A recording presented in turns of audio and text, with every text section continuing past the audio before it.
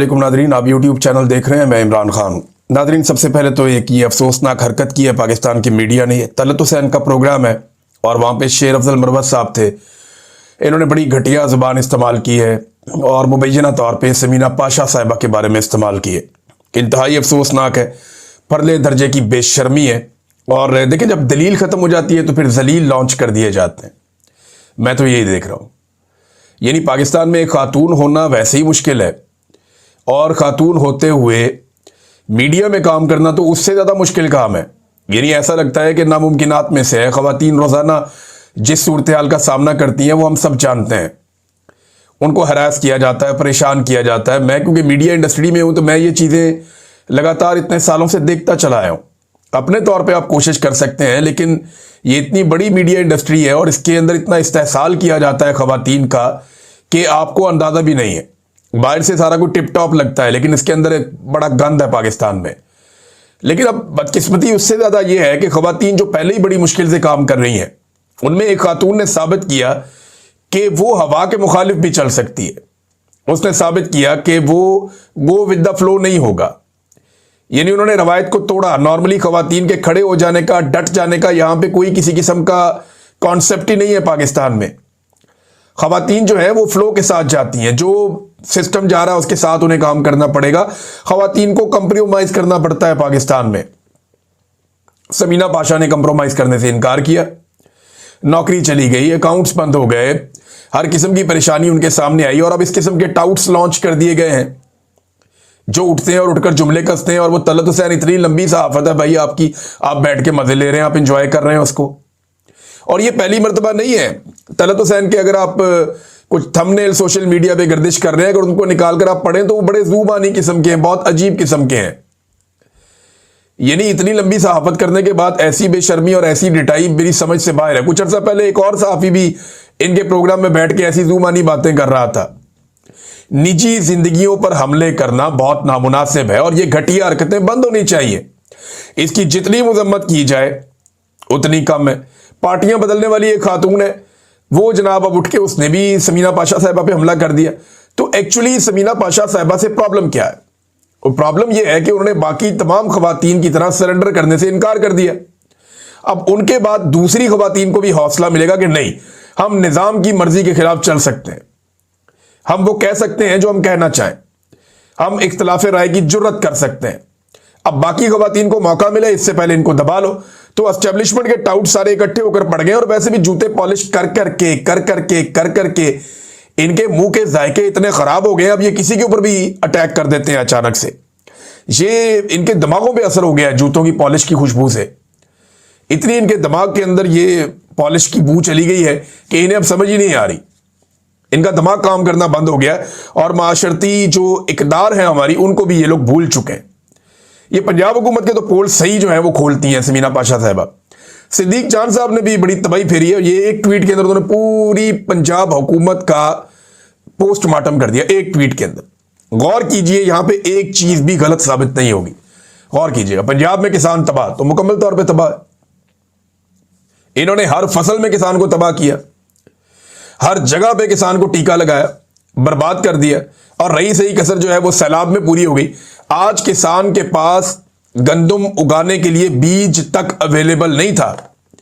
पता नहीं कैसे कैसे क्या क्या फरोख्त करके, किस तरह पैसे इकट्ठे करके हमने जब ये छोटा सा एक प्रोजेक्ट किया किसानों को बीज देने वाला, तो हमें आइडिया हुआ कि इतनी ज्यादा एप्लीकेशन आ गई कि हम परेशान हो गए थे। किसान के पास बीज लगाने के लिए मौजूद नहीं है थोड़े से पैसे अपनी फसल में, अपने खेत में। ये इन्होंने पंजाब के साथ, किसान के साथ कर दिया। टेक्सटाइल तबाह कर दी इन्होंने पाकिस्तान में, खासतौर पे पंजाब में। ताजिर तबाह कर दिए, कारोबार तबाह कर दिए, सरकारी मुलाजमीन बेरोजगार कर दिए, गरीब खुवार करके रख दिया, अदालतें खत्म हो गई हैं, बेरोजगारी अरूज पर है, गुर्बत तारीख की बुलंद तरीन सतह के ऊपर पहुंच गई है। और यह पंजाब में हो रहा है। चादर और चार दीवारी का तकद्दुस पंजाब में लगातार पामाल किया जा रहा है और यह एक मामूल बन चुका है। सियासी वर्कर्स का जीना महाल हो गया है। मजहबी अफराद के लिए अलग मुश्किलात हैं। करप्शन हर तरफ पंजाब के अंदर फैली हुई है। स्कूल, अस्पताल, इन्हें प्राइवेटाइज किया जा रहा है। यानी ये करते ये हैं कि स्कूलों को और अस्पतालों को प्राइवेटाइज करते हैं। वो जो लोग आते हैं वो उनको सजाते हैं। यानी जिन लोगों से पैसा वैसा लेके ये काम कर रहे हैं सारा, उनसे सजावट करवा लेते हैं और उसके बाद एक आधे स्कूल की वीडियो लगा के या तस्वीरें लगा के ये रोला डाल देते हैं कि जनाब हमने बड़ा काम कर दिया। ये प्राइवेटाइजेशन का सिलसिला जारी है। हेल्थ कार्ड जो है बंद कर दिया गया है। इनके ड्रामे और टिकटॉक भरपूर चल रहे हैं। अरबों रुपए के सरकारी इश्तेहारात ये देते जा रहे हैं और अब बड़ी स्पीड पकड़ ली है इन्होंने इश्तेहारात देने में। पहले तरह रफ्तार में जो कमी थी अभी एकदम तेज हो गई है, क्योंकि नवंबर का महीना है, इसमें इन्होंने मीडिया को बहुत खुश रखना है। सैलाबज़दा इलाकों में इन्होंने गलत सर्वे करवाए हैं। और एक और खबर, सीटीडी ने मावराए अदालत कत्लों का अंबार लगा दिया पंजाब में। शहबाज शरीफ ने अपने पूरे करियर में कुछ 700 बंदा मारा था, जाली पुलिस मुकाबलों में मरवाया था। 6 महीने में ये जो टिकटॉक हुकूमत है, इसने एक सीनियर सहाफ़ी है अहमद फराज साहब जो हैं वो लाहौर में जर्नलिज्म करते हैं, क्राइम रिपोर्टर हैं, जंग ग्रुप से इनका ताल्लुक है। वो ये बताते हैं कि 6 महीनों में ये 500 से ज़्यादा पुलिस मुकाबले हुए हैं, जिनमें 1000 से ऊपर बंदा मार दिया इन्होंने मावराए अदालत। 1000 से ऊपर बंदा मार दिया सीसीडी ने। ये मरियम नवाज साहिबा का कारनामा है और अदालत में बंदों को पेश नहीं किया जा रहा। आप अदालत में लेकर जाएं, कानून का कोई तरीकाकार होता है, कोई इंसाफ होता है। कहते नहीं, बंदा मार दो, बस जस्टिफाइड है, मारी जाओ, बंदे फड़काई जाओ। अभी ये जो कत्ल है इनमें से बहुत सारे, नहीं मैं ये नहीं कह रहा कि ये बेगुनाह लोग हैं, मैं ये कह रहा हूं कि अगर ये गुनाहगार लोग हैं इनको अदालतों के अंदर पेश करें ना। जब कानून के मुताबिक सजा होगी तो दोबारा किसी की जरूरत भी नहीं होगी। लेकिन जब आप मावराए अदालत कत्ल करेंगे तो सिर्फ बदमाशी है ना। तो एक बड़ी ताकत दूसरी ताकत को कुचल रही है, हम तो ये देख रहे हैं। तो कानून की ताकत कहां पे है? कानून तो पूछ नहीं रहा। जो यहां पे लाहौर हाई कोर्ट में चीफ जस्टिस हैं वो सवाल उठाने के लिए तैयार ही नहीं है, कोई अदालत इसके ऊपर नोटिस ही नहीं लेती। तो आलिया नीलम साहिबा को इस पे सवाल उठा देना चाहिए था। वो लॉयर रही हैं, अब वो चीफ जस्टिस बनाई गई हैं लाहौर हाई कोर्ट की। उन्हें पूछना चाहिए था कि ये मावराए अदालत क्यों कत्लेआम हो रहा है पंजाब में। पूछना चाहिए था ना, इन कत्लों के रिकॉर्ड निकालें। ये दौरे हुकूमत खत्म हो जाएगा और ये सारे कत्ल मरियम नवाज के और जो सीटीडी वाले लोग हैं ना, ये याद रख ले मेरी बात, ये इनके गले पड़ने वाले हैं। इनमें बहुत सारे ऐसे बंदे भी कत्ल कर दिए गए हैं जिनकी दुश्मनदारियां थी और वो दुश्मनियां नबेड़ते नबेड़ते यहां तक पहुंचे थे। अब उनकी फैमिलियां पीछे बाकी हैं, वो इंतजार करेंगे।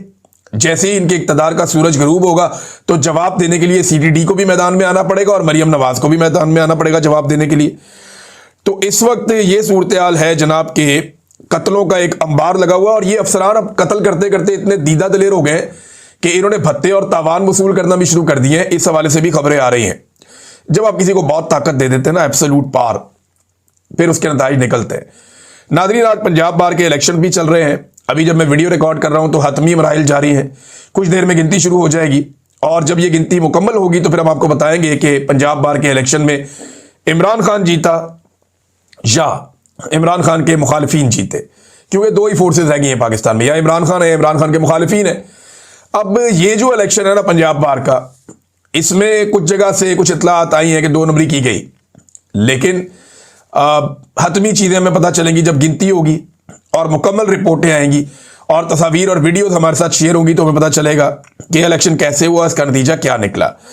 नाज़रीन, इमरान इस्माइल साहब की, फवाद चौधरी साहब की, ये जो इन्होंने जोर दिया, इनकी मुलाकात भी हुई, शाह महमूद कुरैशी साहब से मुलाकात हुई।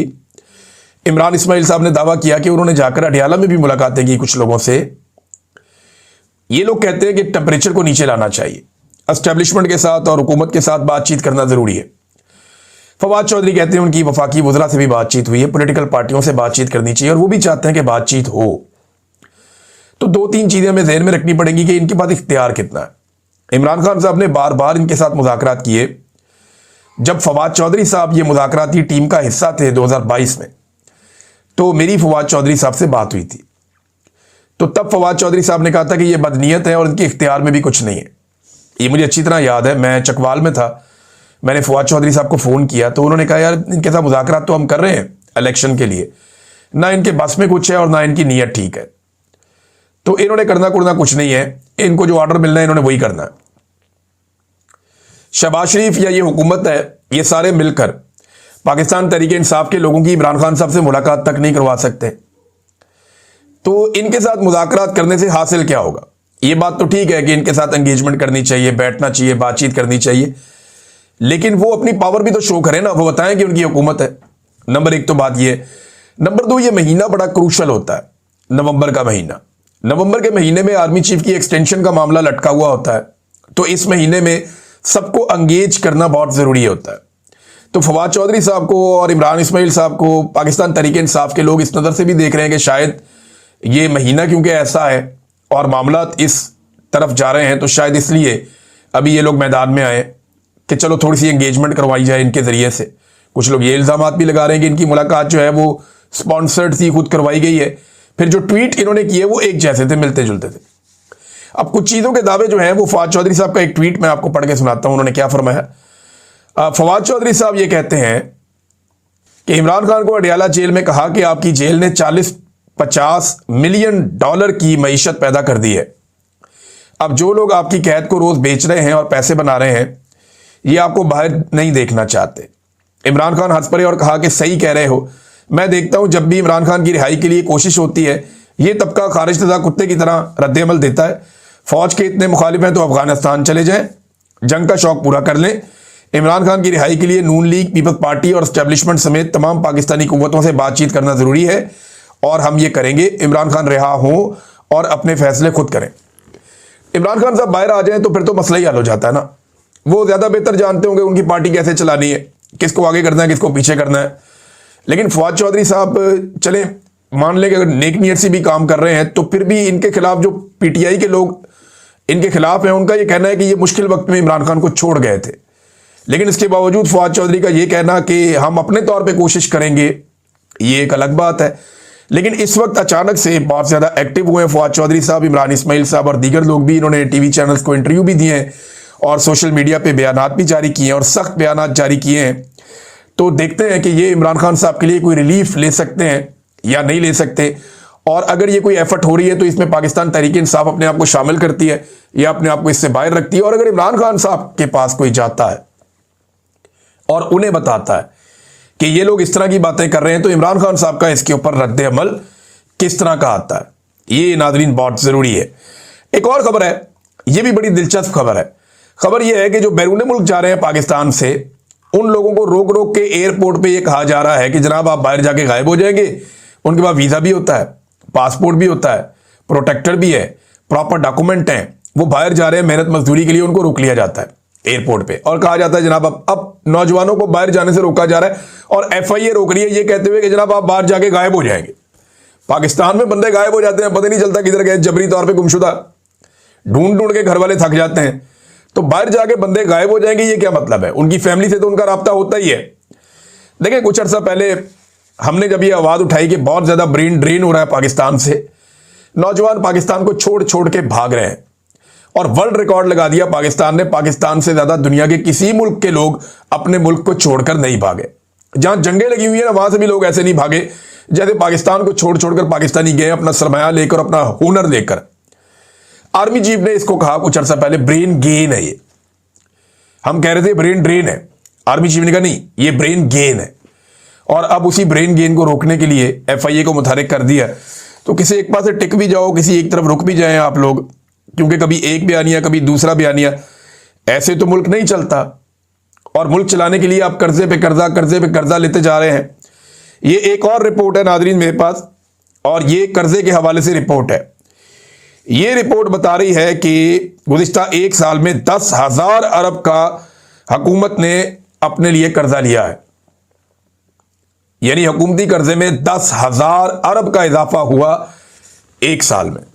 यानी हर महीने लगभग 900 अरब रुपया लिया गया। 900 अरब रुपया हर महीने लिया गया। मैं ये जो 10,000 अरब है ना, इसमें से ज्यादा नहीं पूछता, 20% मुझे हुकूमत बता दे कि उन्होंने आवाम पे कहां खर्च किया।